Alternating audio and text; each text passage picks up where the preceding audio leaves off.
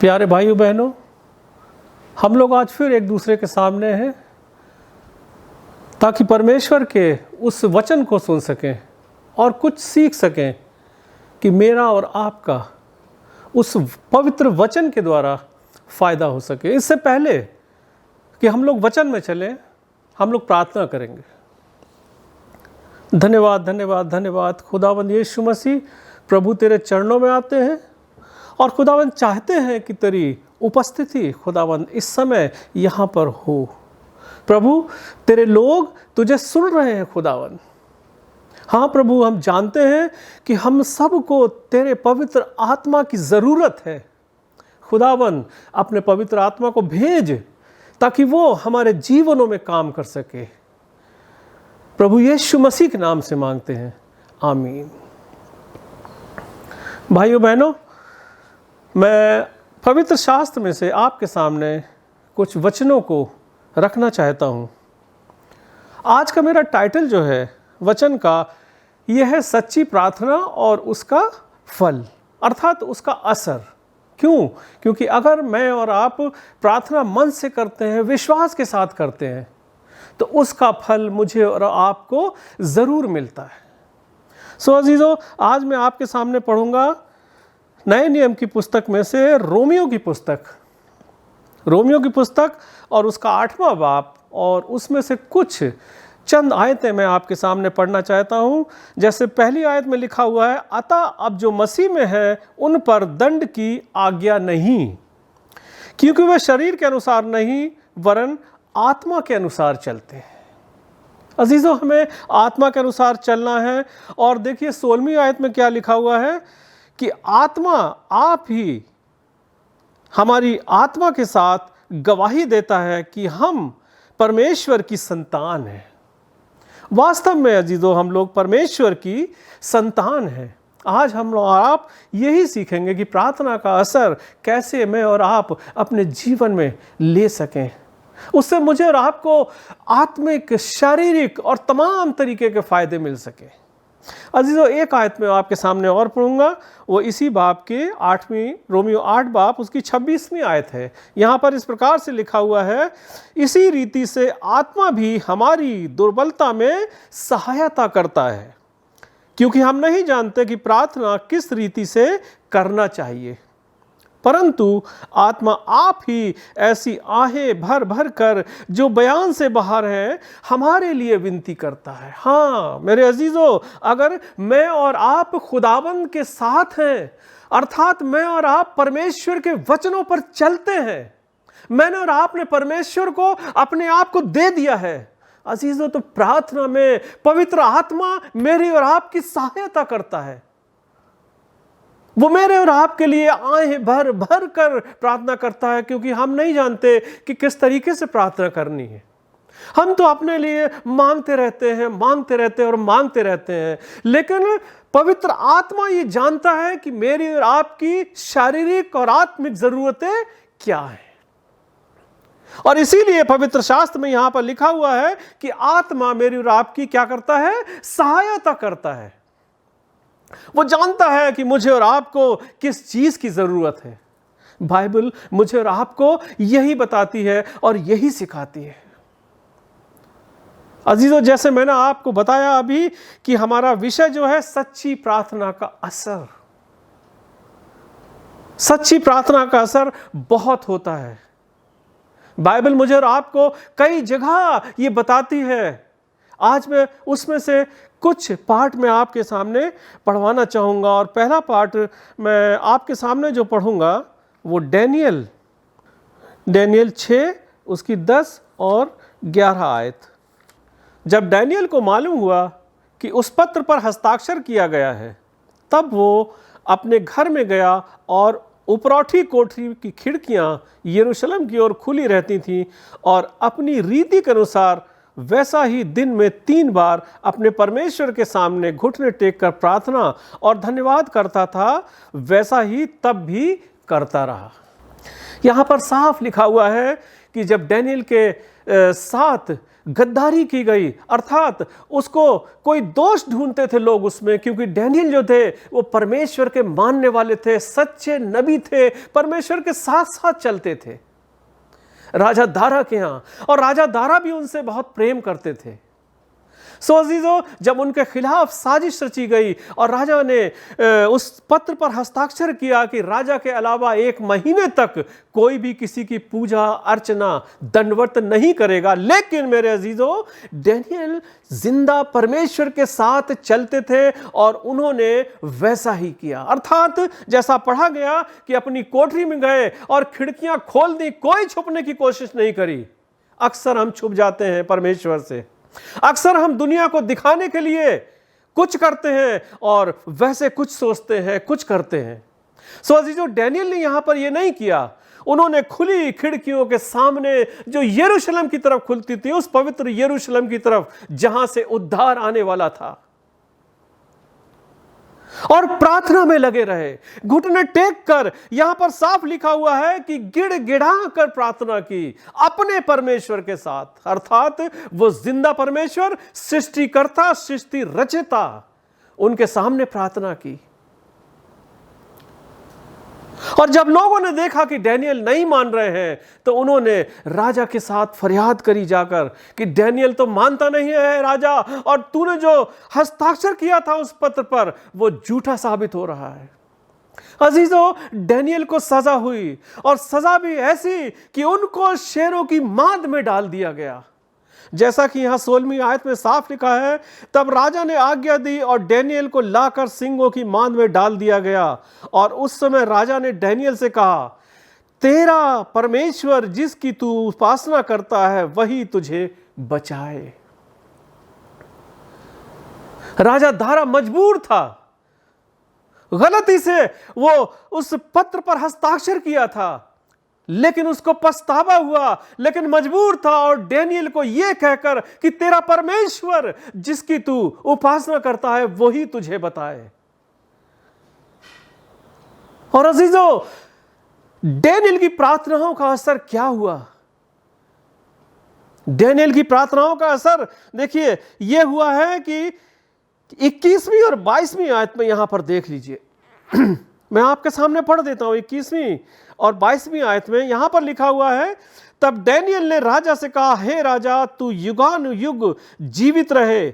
मेरे परमेश्वर ने अपना दूत भेजकर सिंहों के मुंह को ऐसा बंद कर रखा कि उन्होंने मेरी कुछ भी हानि नहीं की।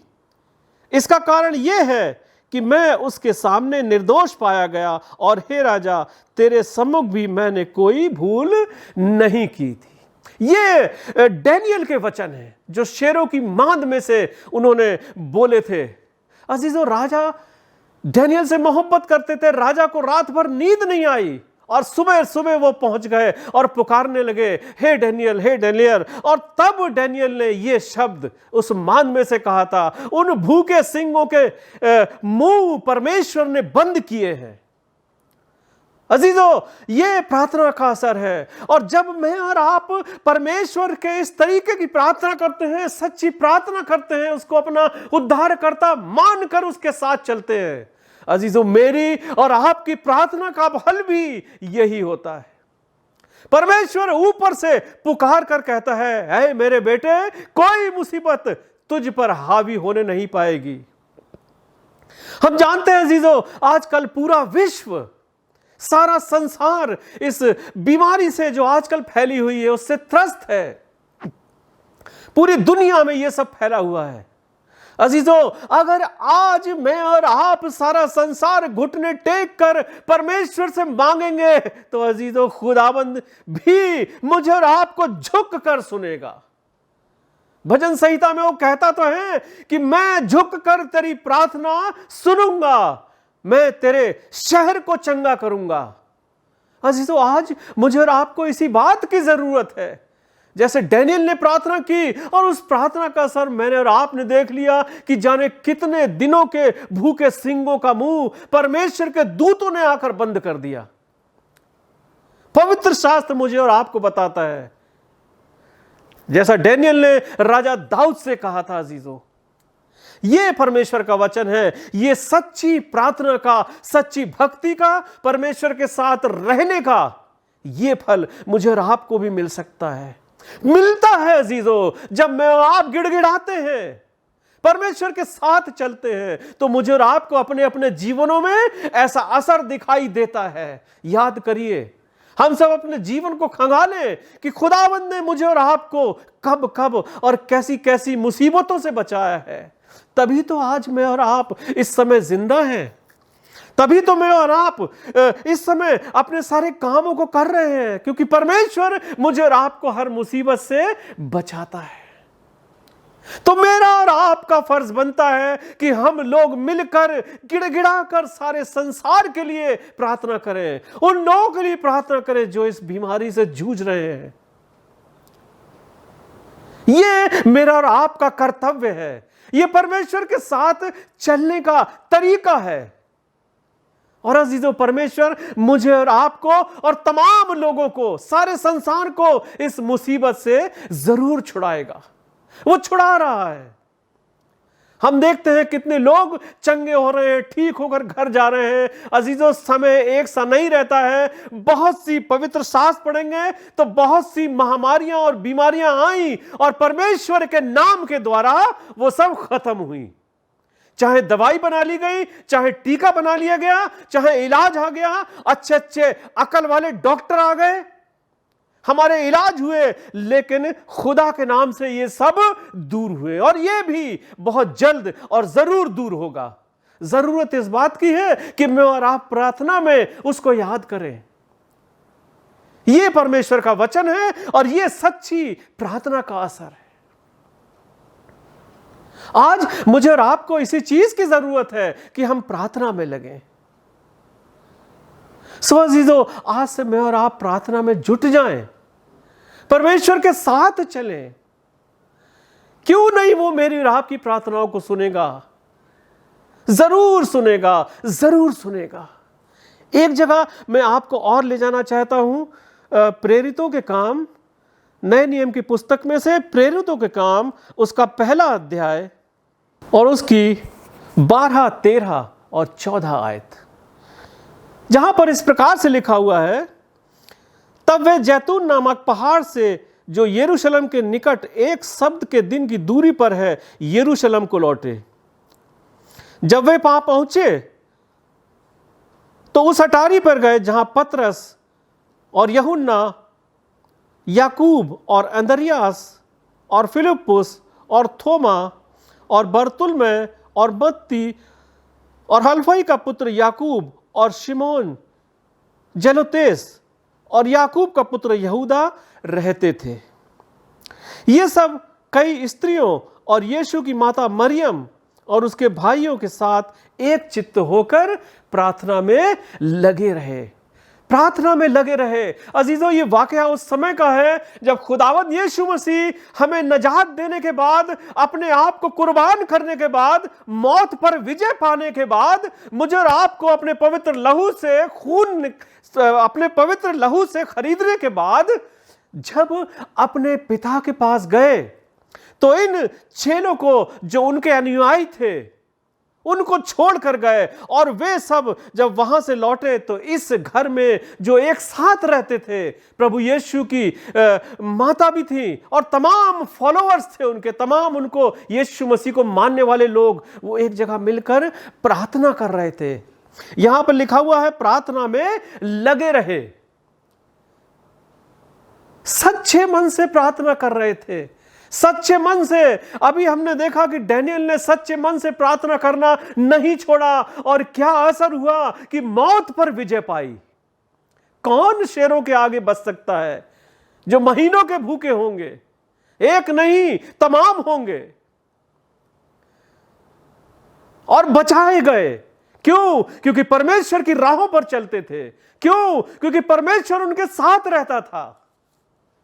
परमेश्वर का वचन मुझे और आपको यही प्रार्थना करना सिखाना चाहता है।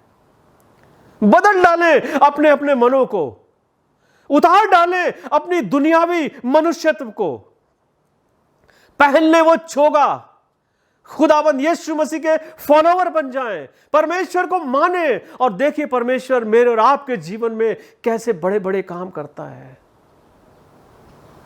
यह वचन मुझे और आपको सिखाता है। और यहां पर जब यीशु मसीह के फॉलोवर उनके आसमान पर उठाए जाने के बाद एक जगह मिलकर प्रार्थना कर रहे हैं, अजीजों बड़ी लौ लगाकर सच्चे मन से प्रार्थना कर रहे हैं। और एक नहीं, बहुत से लोग हैं वहां पर।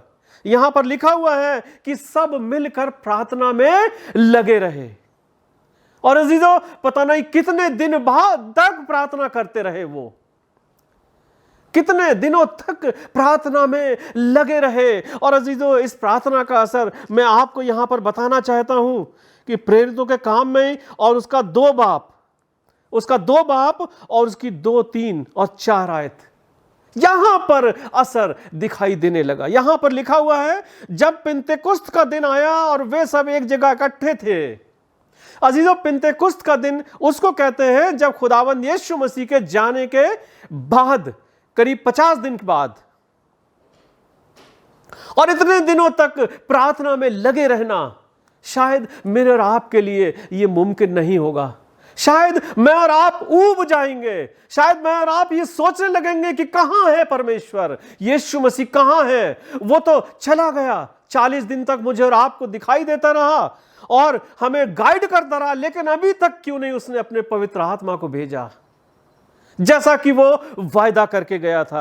और अजीजों यहां पर लिखा हुआ है साफ, और एकाएक आकाश से बड़ी आंधी की सी सनसनाहट का शब्द हुआ और उससे सारा घर जहां वे बैठे थे गूंज गया। आगे लिखा, और उन्हें आग की सी जीवें फटती हुई दिखाई दी और उनमें से हर एक के ऊपर 8 ठहरी। वे सब पवित्र आत्मा से भर गए और जिस प्रकार आत्मा ने उन्हें बोलने की सामर्थ्य दी, वे अन्य अन्य भाषाओं को बोलने लगे। यह चमत्कार, यह सच्ची घटना का जिक्र है यहां पर।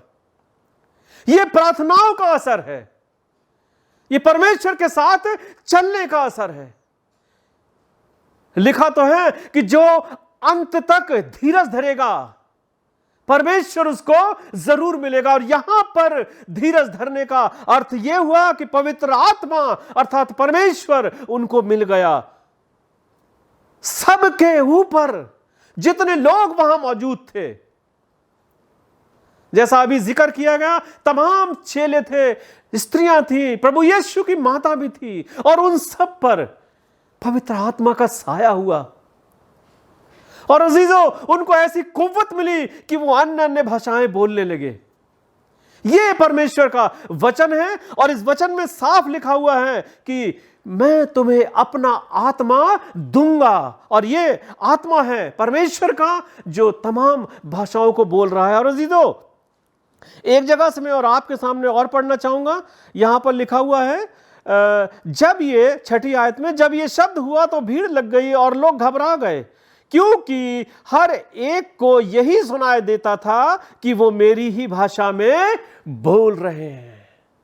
अजीजों उस समय वहां पर करीब 15 या 16 भाषाओं को जानने वाले लोग मौजूद थे, आसपास रहते थे, और वो सब ये शब्दों को सुनकर बाहर निकले और हर एक को अपनी अपनी भाषा में परमेश्वर की स्तुति, परमेश्वर की बढ़ाई और खुदावंद यीशु मसीह के नाम का प्रचार, जय जयकार, होशन्ना सुनाई दे रहा था। यह परमेश्वर का वचन है, यह उस सच्ची प्रार्थना का असर है। कितने दिनों से कर रहे हैं हम लोग, कैसे करते हैं हम लोग, कब तक परमेश्वर से हम लोग इमीडिएट चाहते हैं। हम लोग चाहते हैं कि आज प्रार्थना करें और खुदाबंद नीचे उतर कर मुझे उठा ले। मेहनत तो हम करना ही नहीं चाहते। हम तो यह सोच सके हैं कि हम मसीही खानदान में पैदा हुए हैं और यह मेरा अधिकार है। अजीजों खरीदे तो खून से गए हैं, लेकिन मैंने और आपने अपने चरित्र को बदलना है। बाइबल मुझे और आपको बताती तो है, बुलाए हुए तो बहुत हैं, हम सब बुलाए हुए हैं, पूरा संसार बुलाया हुआ है, लेकिन चुने हुए बहुत थोड़े हैं। अजीजों प्रार्थना करें कि हम सब उन चुने हुओं में शामिल हो सके, अपने जीवनों को बदलें। यह परमेश्वर मुझसे और आपसे चाहता है। परमेश्वर धीरज चाहता है। परमेश्वर चाहता है कि मैं और आप सच्चे मन से उससे प्रार्थना करें, सच्चे मन से विश्वास करें, सच्चाई के साथ उसकी राहों पर चलें। इसलिए मैं चाहता हूं अजीजों कि हम सब मिलकर खुदावंद यीशु मसीह के साथ चलें, उसकी सिखाई हुई आज्ञाओं पर चलें, एक दूसरे से प्रेम करें, अपने आप को दीन करके उससे प्रार्थना करें। और अजीजों, इन प्रार्थनाओं का असर मुझे और आपको जरूर मिलेगा, जरूर मिलेगा अजीजों। जैसा कि यहां पर लिखा हुआ है रोमियो उसका 8 बाब और उसकी 27वीं आयत में, और मनों का जांचने वाला जानता है कि आत्मा की मनसा क्या है, क्योंकि वो पवित्र लोगों के लिए परमेश्वर की इच्छा के अनुसार विनती करता है। सो अजीजों, यहां पर यह क्लियर है कि अगर मैं और आप दिखावे के लिए प्रार्थना करते हैं, दिखावे के लिए, लोगों के लिए कि लोग देखें और मेरी तारीफ करें, और यहां पर लिखा हुआ है साफ, और मनों का जांचने वाला जानता है कि आत्मा की मनसा क्या है, वो पवित्र आत्मा मुझे और आपको पहचानता है। अगर सच्चे हैं तो गाइड करेगा, और अगर सच्चे नहीं है तो मेरी और आपकी प्रार्थना जो है वो निष्फल जाएगी, कोई भी असर दिखाई नहीं देता जैसा आजकल दिखता है। बदल डालें अपने आप को, बदल दें। खुदावंद यीशु मसीह आज मुझसे और आपसे यही चाहता है। वो इस संसार में है नहीं, लेकिन उसका पवित्र आत्मा हर समय मेरे और आपके पीछे रहता है, आगे रहता है, मुझे और आपको गाइड करने की कोशिश करता है। छोड़ दे सारी दुनियादारी, परमेश्वर के साथ रहे, खुदावंद यीशु मसीह के साथ रहे, और देखिए खुदावंद यीशु मसीह मेरी आपकी प्रार्थनाओं का उत्तर कैसे नहीं देता है।